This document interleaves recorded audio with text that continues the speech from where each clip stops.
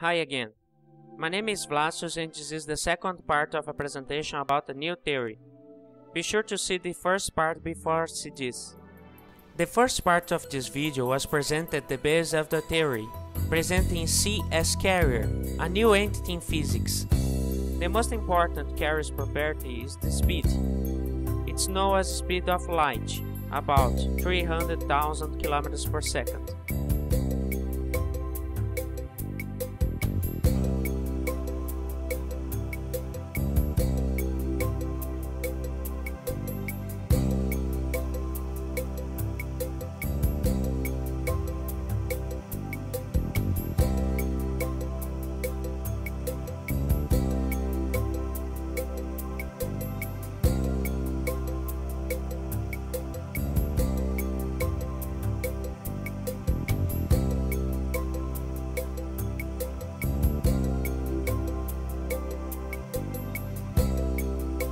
This new entity, carrier, has energy, velocity, source, and type of propagation. There are three types of propagation: propagate as wave, propagate as magnetic field electric current, propagate as gravity. First, let me talk about partial reflection. That is an everyday event, but there is not a consensus about how it works. When you look through a window, you can eventually see yourself in the glass. It's partial reflection. You can see outside almost clearly, but there is a generally weak reflection that permits you to see yourself and sometimes what is behind you. This is a very simple event that, believe it or not, there is not consensus in how it works till today. Why? Think about a lamp inside a room with a window with transparent glass. The light will pass through the glass and illuminate what is outside, but if you look at the window, you eventually see the image of the lamp reflecting on it. Remember that light are particles. Lots and lots of particles go out from the lamp and arrive at the glass. A few percent of photons reflect back, and most of them will pass through. The problem is, who asked to these few percent of photons to reflect back? Billions or trillions of photons with exact same properties, but just a few percent reflect back, and the most interesting is that the same amount will reflect over time without any additional information. Can photons think and decide when or not this specific particle will reflect or not? How it works so fine? Many experiments try to find it. For example, imperfection on the glass or other things, but nothing can really explain how it works. To give another example, think that you take a billion little balls, a frame with little obstacles, to just a few balls collide. Every time you drop the ball, a different number of balls will collide and come back, while the others spy through the frame. This number will change every time, because there is difference in position of the balls and the frame.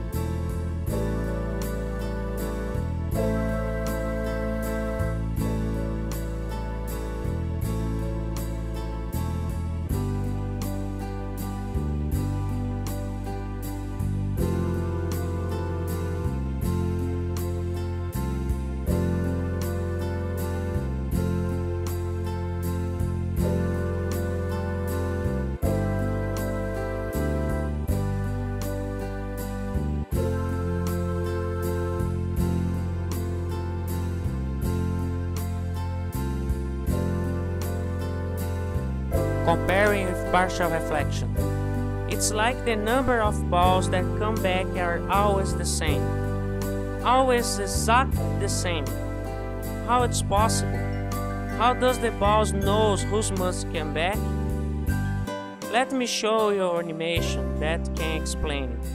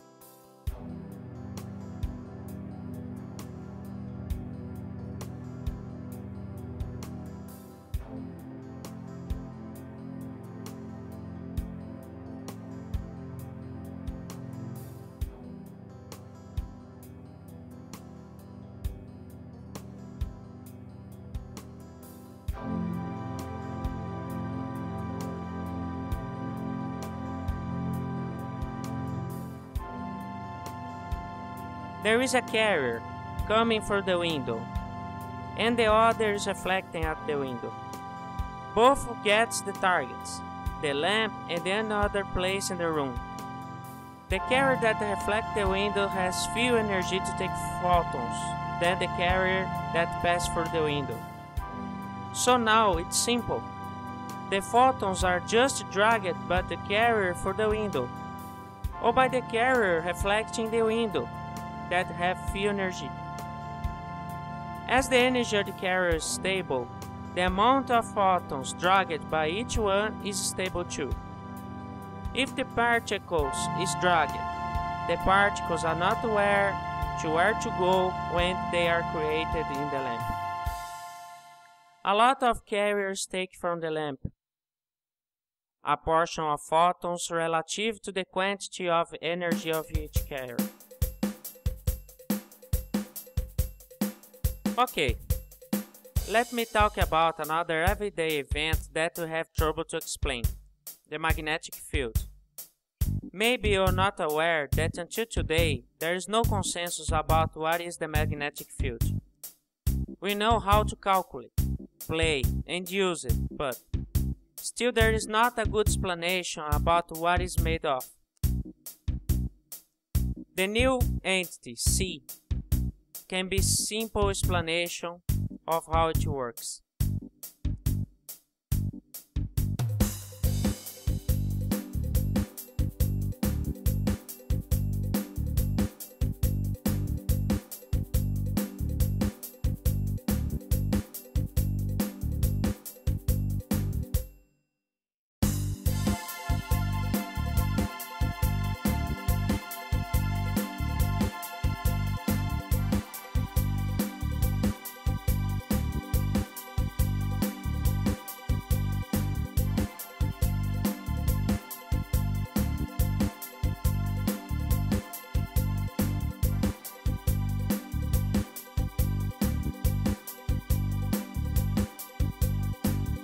First, the carrier goes out from the both poles of the magnetic material, magnet. It grows like a sphere or ellipse. Magnet has, let me say to simplify, a positive and a negative pole. The carrier will obey this polarization. Once the carrier collide themselves and depend the amount of energy it has, they will collapse in a tunnel that will carry the particles. This will happen many times and create a lot of tunnels that the particles will run inside it. The stronger the magnet is, the more tunnels will be formed and farther off the magnetic material. Even when there is no sufficient energy to collapse, the carrier continues there in a sphere or elliptic shape, just waiting to make another interaction with the other material. That stance varies with the power of the magnetic material.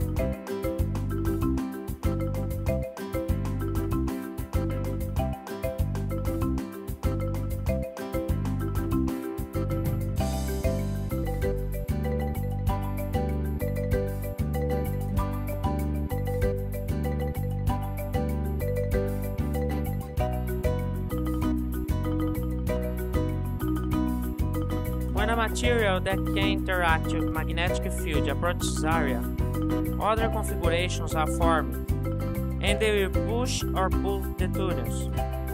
The tunnels tries to change position, to repel other tunnels, or to try to reconfigure and form a new tunnel. So, the tunnel is formed by the carriers. Is responsible by attract or repel the other object by trying to stay in position, or by trying to form another tunnel. About the double slit experiment. Do you know it? This experiment showed that light is a particle and a wave at the same time. With this new entity, the carrier, there is another explanation. As was said before, light is just particles. And what makes it seem a wave is in fact the properties of the carrier. In this experiment, it is to see that many carriers will be formed from the sensor, pass through the two slits and propagates. When the particles are created, they will be dragged from the carriers through the two slits and form an interference pattern.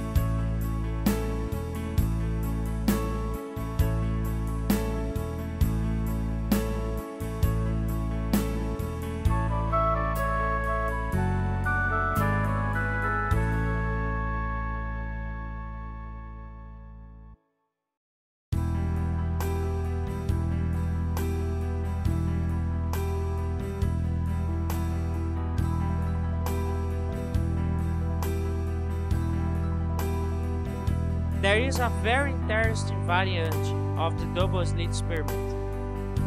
This one is exactly the same before, but it adds an observer.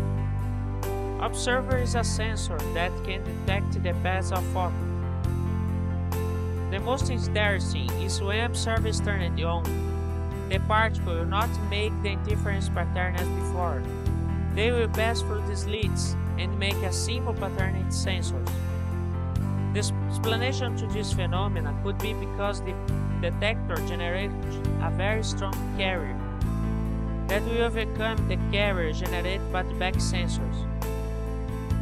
When the carrier passes through the slit, the particles will follow this carrier and they will collide with the back sensor, since the observer is not the vision field of the particle. The carrier of the sensor is overcoming other carriers in the experiment.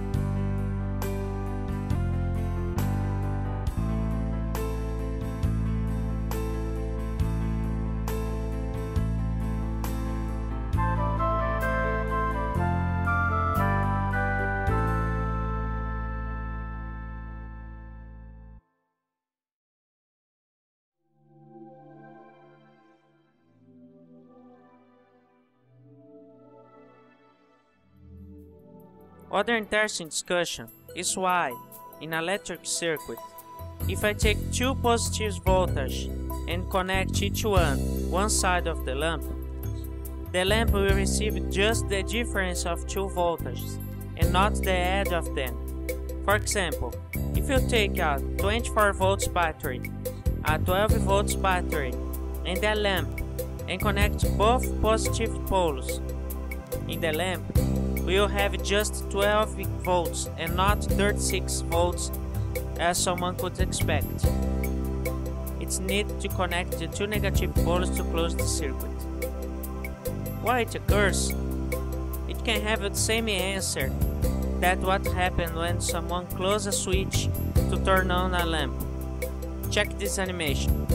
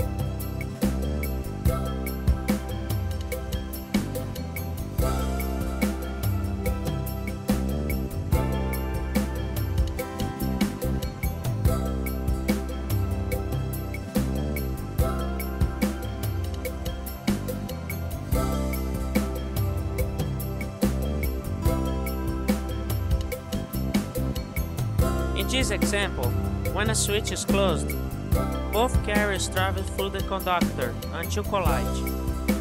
The carrier that came from the positive pole and the carrier from the negative pole. After the collision, a tunnel is formed and the electrons will run through it, forming a current. The difference of the electrical potential will be 12 volts. If the poles are 0 volt and 12 volts, or also could be 12 volts and 24 volts, and so on. This explains how a circuit is closed. And about gravity, gravity is a carrier that tries to put matter together. Thank you very much to watch. vlassius.eng.br/tatc